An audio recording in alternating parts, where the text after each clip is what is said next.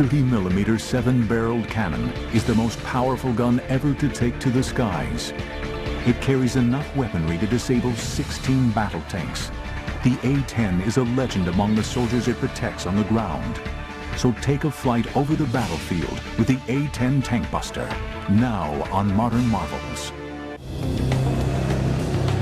Throughout Operation Iraqi Freedom, the A-10 Warthog was the most well-known and feared plane in the U.S. Air Force. I think it was the best equipped Air Force and Army ready to fight that we could have. Its ability to work in close support with ground troops, to take out enemy positions and tanks, and to act as a spotter plane made it a linchpin in the victory over Saddam Hussein and his regime. We're kind of like the insurance guy up there, or the 911 force. When they need help, they call, and that's who they expect to be there. But for the vision of a handful of men, this aircraft was almost never built.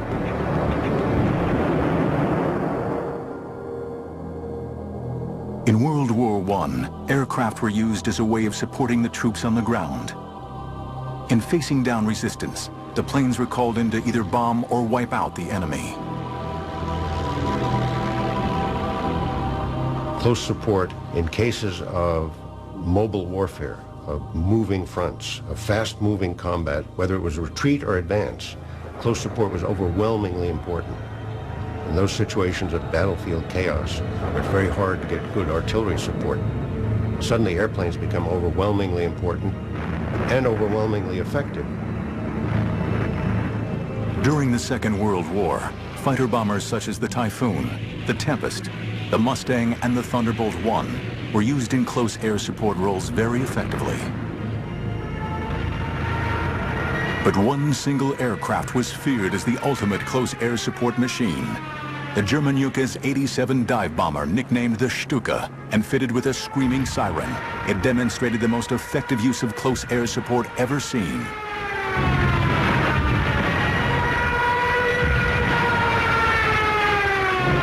This was a time when the Germans were enormously outnumbered by the Russians, and yet having extraordinary successes against very heavy, huge Russian tank forces. And a key component of that were these Stukas, of which the most famous unit was led by Colonel Rudel, who was the most decorated pilot of World War II.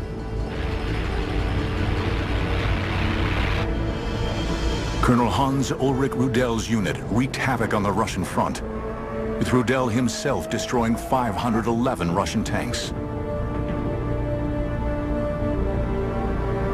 But with the defeat of Germany in 1945, the success of close air support was largely overlooked. On September 18, 1947, the United States Air Force was born. Its main focus, to deliver nuclear weapons. Close air support was not a priority. This is the extraordinary part of the whole genesis of the A-10. The Air Force, traditionally, from the beginnings of World War II on, had no interest in close support, have none today. They don't like working for the Army, that they prefer running their own war, totally independent of everybody else. A very natural bureaucratic reaction.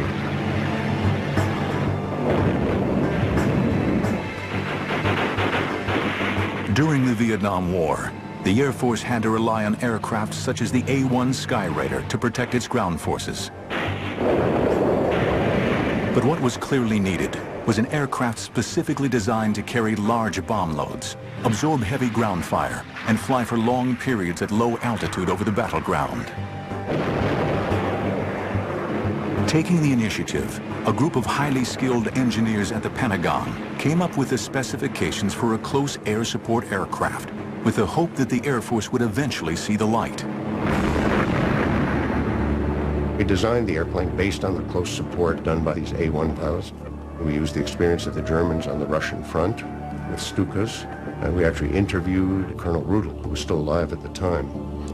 We used his experience very heavily in the design of the airplane. And we tried to shape an airplane that was directly useful in specifically support of Army troops in the field. A first in aviation history, the Air Force eventually initiated a competition for an aircraft to be specifically designed for close air support. When the request for the proposal on the A-10 came in, I immediately was assigned to work on the aerodynamics of that. Fundamentally, she was to be a close air support airplane, which was capable of knocking out heavy tanks, as well as operating from an unprepared short field of 1,500 feet. Fairchild Republic took on the challenges of designing an aircraft unlike any ever built. The winning design would be a stable, straight-winged aircraft to allow for excellent lift and maneuverability. This combined with the General Electric's TF-34 turbofan engines, which would give it a high thrust for takeoff, and a low fuel consumption to enable the plane to have loiter capabilities essential for the role.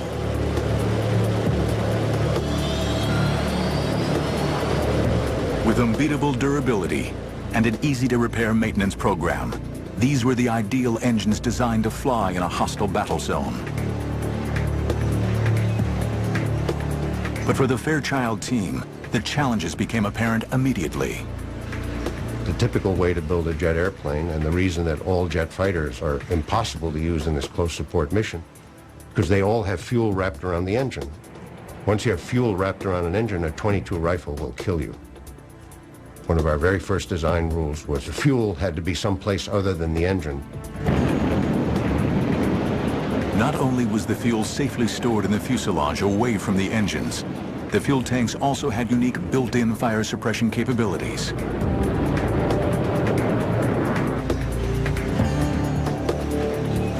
The aircraft's hydraulics could also withstand serious firepower. We required that every hydraulic control had to be backed up by a simple mechanical cable system that's much harder to shoot out. We could come back with hydraulic system shot out, half the tail shot off, a piece of the wing shot off. I had two engines, you could come home on one.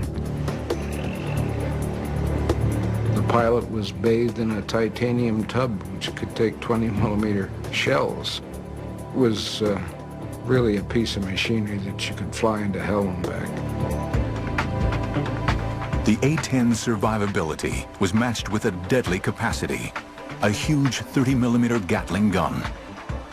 Developed specifically for the A-10, the GAU-8 A Avenger was capable of firing almost 4,000 rounds a minute, giving the aircraft the ability to blow through tank armor.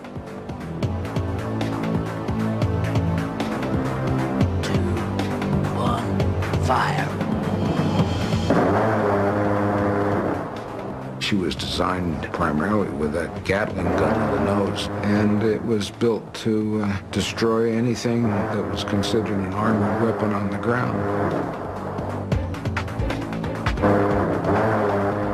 But she was built around the gun, and the gun was a given from day one.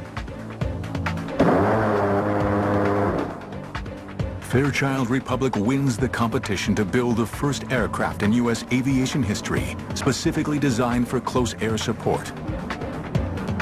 But before the Air Force will give the go-ahead, they want hard evidence that the aircraft and the gun can perform well together. The need would spark a series of simulation tests unlike any ever produced. Little did its designers realize, these tests would change the future of aviation history.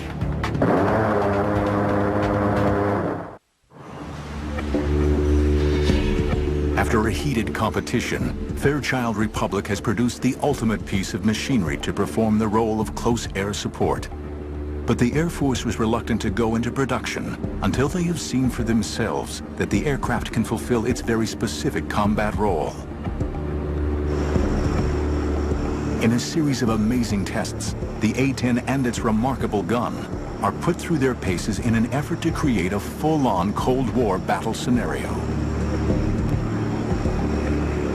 We had secretly assembled what we proudly boasted at the time was like the third or fourth largest tank army in the world. on over 300 Soviet tanks from all over the world, off junk heaps and whatever, out in the desert outside Las Vegas. So we ran a program with A-10s, with a gun installed, and with the current ammunition as it was going into production. She had a very strange sound to those engines, very characteristic, and to this day, every time I hear it, I look up, because I know it's my bird. We knew what she'd do, and she didn't disappoint us.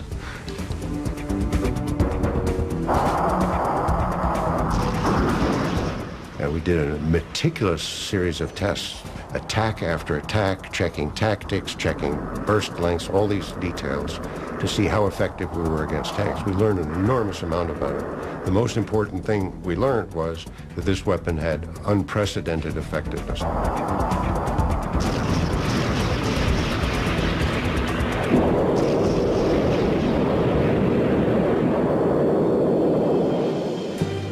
During the Cold War, the threat of Soviet tanks advancing on Western Europe was at times a very real possibility. The Air Force finally gives the production of the A-10 the go-ahead. It was now ready to face a specific enemy. With its highly accurate weapons delivery platform, it was the ideal machine to defend against Soviet armored supremacy.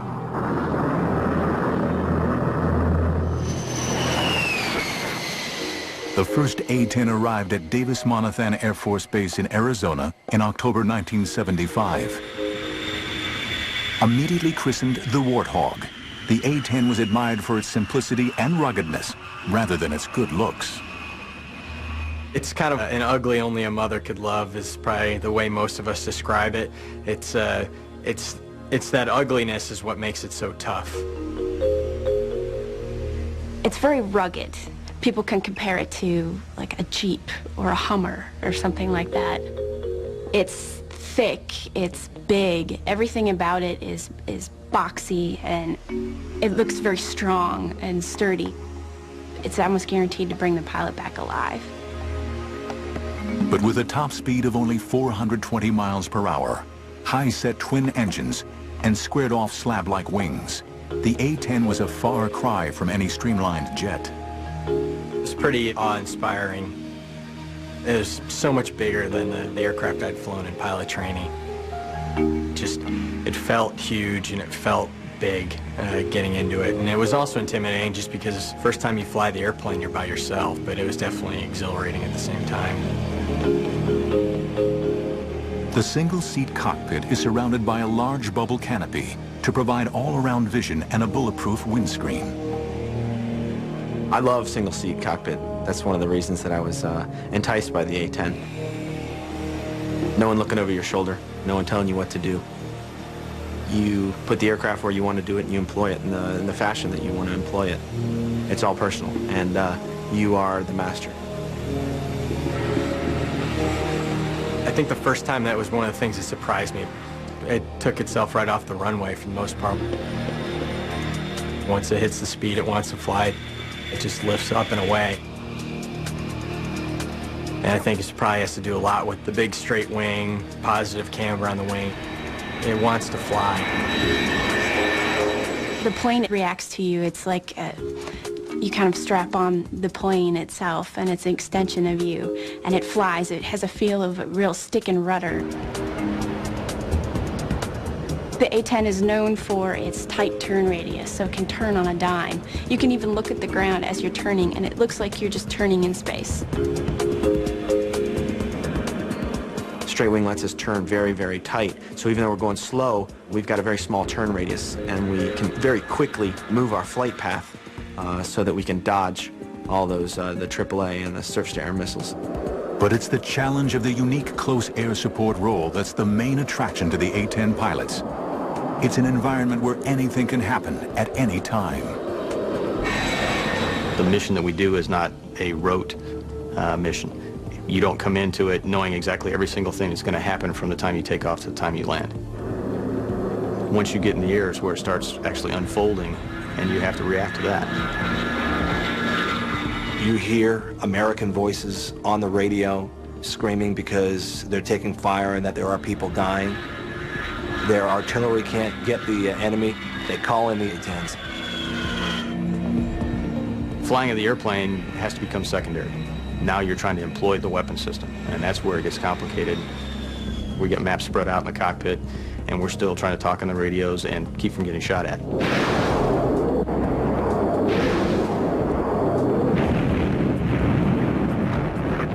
You know, we consider ourselves the last gunfighter that's really out there, because when you go into battle and it's a close-in cast fight, the #1 weapon of choice of an A-10 pilot is going to be their gun. The weapons delivery system incorporates a heads-up display, or HUD, that provides the pilot with the references for flight control and weapons employment. It's incredibly accurate for a gun system, and probably one of the most flexible weapon systems in the world. It's just point and shoot, just like you'd imagine a revolver in your hand. You point it where you want to shoot it, you pull the trigger, and that's where the bullets are going to go. When you roll in and you pull the trigger for the first time, you get excited and the adrenaline starts pumping through, and I had the biggest smile on my face. What a feeling shooting the gun. I mean, the whole airplane shakes. The first time I fired the gun, you know, I had to come off the trigger because it scared me, because I couldn't believe something like that could come out of the front of the airplane, all the flames, the smoke. This 30mm bullet is the size of my forearm, and that smell of gunpowder, you get that in the cockpit after you fire the gun, and it's just incredible. You get a little bit of a high from it, I think, sometimes. It smells like victory. But it would be some time before the pilots would use their guns in anger. With the ending of the Cold War, the tank fleets of the Warsaw Pact no longer seemed like a threat. And the U.S. Air Force plans to withdraw the A-10 fleet from service by the 1990s. But with a serious situation brewing in the Middle East, all that is about to change. The Warthog was about to play a key role in bringing down one of the most destructive individuals in history. In September 1980, Iraq invades Iran, beginning one of the longest and most destructive wars of the 20th century.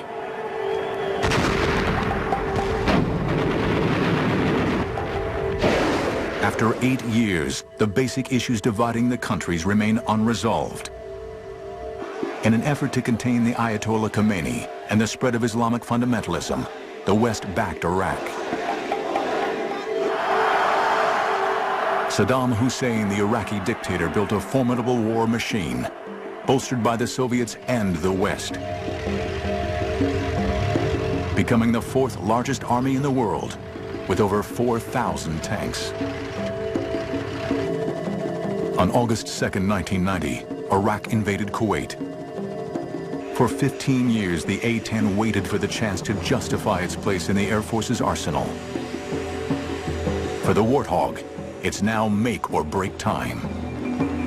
When the first Gulf War started and our squadron deployed down there, approaching that time period, the Air Force was considering getting rid of the airplane. It wasn't until the Gulf War came around that we proved the fact that we are a capable cast platform. When the war broke out on January 16, 1991, there was an urgent need for a missile-launching tank buster. The A-10s were committed to combat for the very first time. Back then, you know, we had nobody with combat experience except for a few of the very senior leadership that had flown in Vietnam. So a lot of people were unsure what to expect. Deployed to the Gulf to back up coalition ground forces, A-10 squadrons launched on Iraq's thousands of tanks in the mother of all battles. First day, I'll never forget that feeling. It was like, wow, this is the big game. You know, you're real pumped up, adrenaline's flowing. You know, let's go. You know, you go in, we hit a target, and I remember looking down and going, what's all that glittery stuff down there? And sure enough, it was, you know, them shooting. Oh, whoa, they're shooting at us. And that's when it kind of hit you, you know, this isn't just training anymore.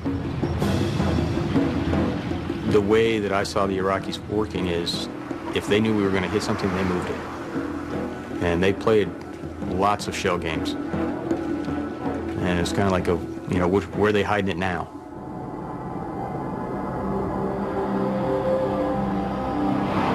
By February, the coalition air forces appear to be dominating the skies, and the A-10 is seemingly invincible.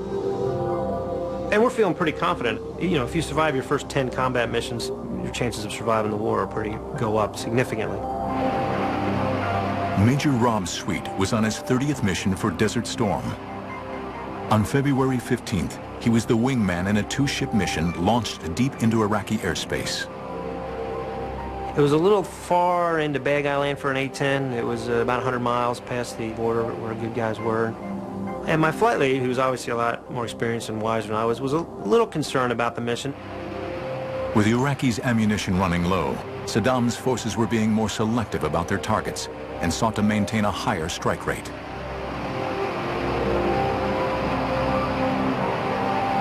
So we said, all right, well, we won't hang out as much at the target. We'll take 2-3 passes and then we'll leave, go somewhere else. There's a formation of tanks in a circle about 3 miles in diameter, no craters anywhere, and we were kind of aware that maybe these were plywood dummy targets. Sweet's flight leader rolled in to take a closer look at the target and then clears his wingman in. For Sweet, what began as a routine mission was about to turn into his worst nightmare. As I'm coming off, sure enough, here comes the SAM. Well, whoa, that ain't good. But if you see it, you can beat it. So I saw it, put out some shaft flare, I kind of pulled around it, and it missed, sure enough. But it was close. In fact, that is as close as I'd ever been come to getting hit by anything. So I went from being, whoa, that scared the living daylights out of me, to losing my professionalism somewhat and getting really pissed off at this guy for scaring me. So he was going to die for doing that. As I was rolling in, I felt a loud bang in the airplane, and I went, ooh, that isn't good. And I looked back, and I didn't like what I saw. Most of my right wing was gone. It was on fire. Thinking to myself, okay, bad hit, but there's still some wing on there, and I should be able to fly it out of there, and the A-10's pretty rugged. The Iraqi missile, which would have destroyed most other fighters, seriously cripples the A-10. The plane enters a steep spin/spiral, starts spiraling on down. I'm throwing switches trying to recover. I'm yelling, yeah, I can't recover, and then I start to panic. And I remember just seeing a desert coming up like this. And time to get out. The Aces II ejection seat is a fully automatic catapult rocket system. Once ejected, the parachute automatically deploys. I'm coming down on my parachute, and I see my A-10 hit the ground. And that was kind of disturbing.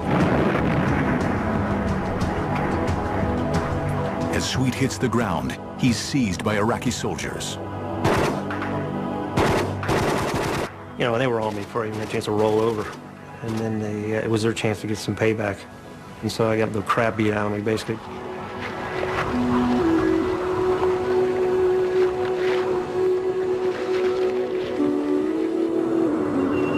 He's taken away to a command bunker and interrogated. I thought I was going to get shot at any moment, It took me about 3 days to figure out, hey, they weren't going to just arbitrarily execute me. It was worth something to them, propaganda or intelligence or something. In March, Major Rob Sweet is eventually released as part of the prisoner release program. This is what I found out what happened to my flight lead. After I had been shot down, my flight lead had been shot down. And it turns out he never got out. Lucky to be alive, he spent 4 months recovering from his ordeal. If I would have been flying any other fighter when I was hit by the SAM, and it was a bad hit, I'd be dead right now. But despite this, the aircraft proves more versatile and better able to survive over enemy territory than anyone expects. During the 40-day conflict, the A-10 force destroys 987 tanks, 926 artillery pieces, 1,355 combat vehicles, 10 fighters on the ground, and 2 helicopters shot in air-to-air engagements. The A-10 earned a new nickname, the Tank Buster.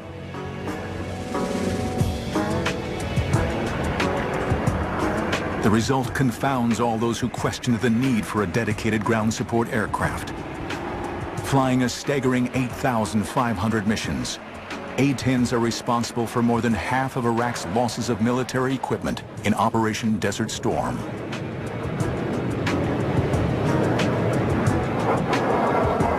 Tragically, this remarkable record is marred by a number of incidents in which coalition forces are mistakenly attacked by A-10s. Now, there was an incident yesterday in which an American A-10 inadvertently fired on two of our infantry fighting vehicles. The aircraft was one of several which had been called in to deal with an enemy position, and the incident itself is, of course, under investigation. 9 British soldiers were killed.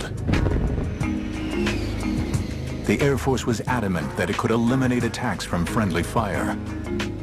What nobody knows is that the next challenge for the A-10 will be in an entirely new and forbidding battlefield, Afghanistan.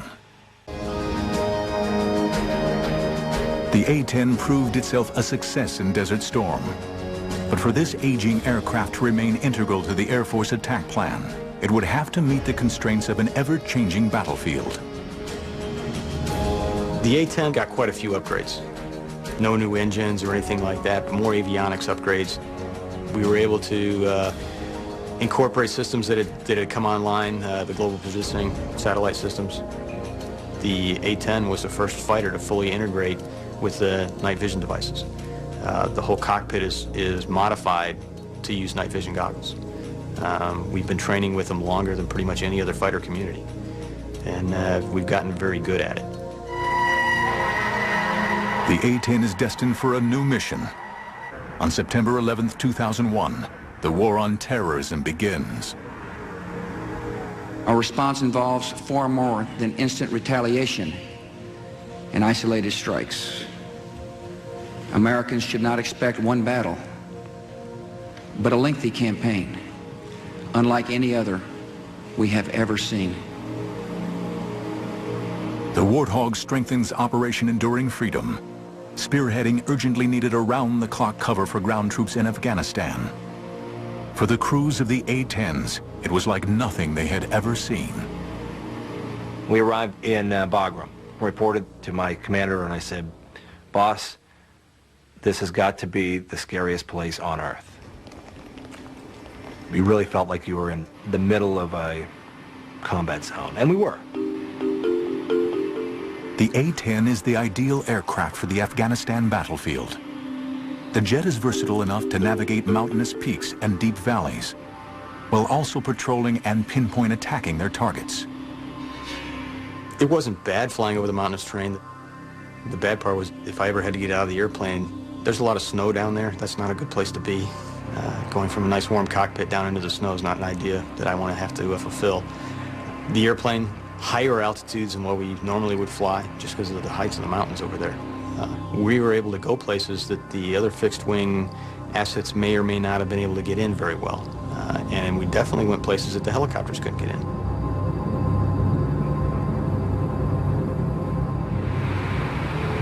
Around the clock, the Warthogs support regular and special forces soldiers while combing the mountains of Afghanistan for enemy rocket launch sites and mortar posts. As its pilots soon realized, every mission would test their training and their wills to the limit. We showed up just past dark and got a brief, was handed a set of maps, and was told, hey, there's a lot of ground guys who are in trouble. Go out there and do what you do.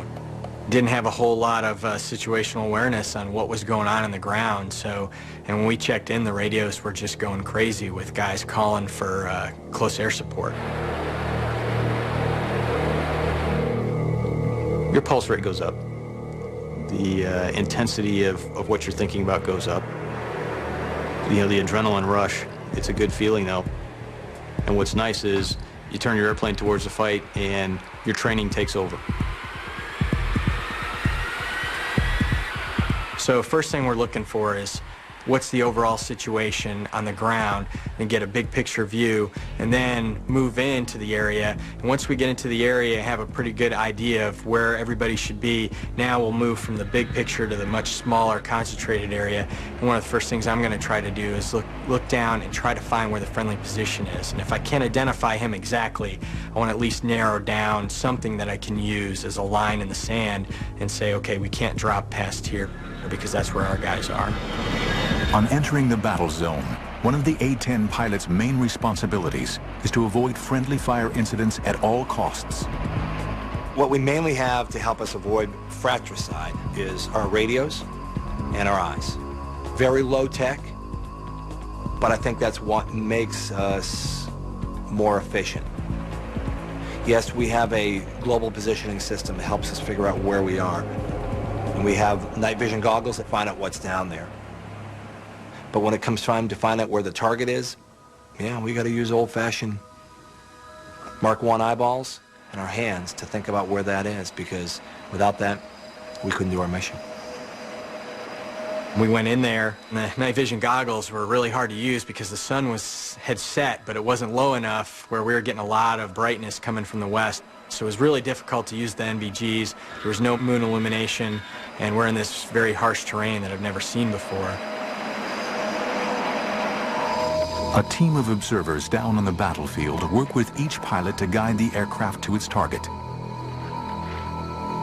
The Terminal Attack Controller, or ETAC, works for the Army and is responsible for ensuring that the A-10 pilot identifies and attacks the correct target while minimizing the risk to friendly ground forces. We pass them a situational update, an area update on what's going on in the battlefield. Let them know where the friendly troops are, what the situation is of the enemy, and they kind of give them a heads up of what the threats are in the area. We'll pass them all that information. They'll copy it down. They work their little magic in the cockpit. The A-10 is linked to the ground commanders by an Army radio network, which distributes data throughout the battlefield. He said, hey, here's where we are, and I need you to put some ordnance down 700 meters from us, which, that was eye-opening. And so we took that distance and rolled in and put a couple of 500-pound bombs down, and it immediately quieted the target area. It's kind of like a large dragon breathing fire. That's what I could see. You know, it sounds really loud. Like a dinosaur, really, raining lead from the sky. Like guardian angels, A-10s continue to fly over Afghanistan, protecting their friends on the ground until the war against terrorism ends. But an old enemy was waiting in the wings. States like these and their terrorist allies constitute an axis of evil, arming to threaten the peace of the world. The need for the A-10 would reach its climax in March 2003. Saddam Hussein's horrific regime is reaching fever pitch. This time, it would take an army with the A-10 on the front lines to bring him down. March 2003. Saddam Hussein's forces are about to come head-to-head with the A-10 tank buster as it once again prepares to fly over the battlefields of Iraq. The coalition forces mean to end the regime of Saddam Hussein for good. The Warthog has come a long way since the last desert battle. By the time the second Gulf War, the Iraqi freedom comes along, pretty much every airplane had been modified to improve the weapon's accuracy. The AGM-65 Maverick missiles are highly accurate, carrying warheads specifically for targeting heavy armor. Infrared imaging guidance enabled them to shoot moving targets at night. Combine these with the already large weapons load and the special laser targeting pods, and the Warthog is better prepared than ever for its deadly role in Iraq.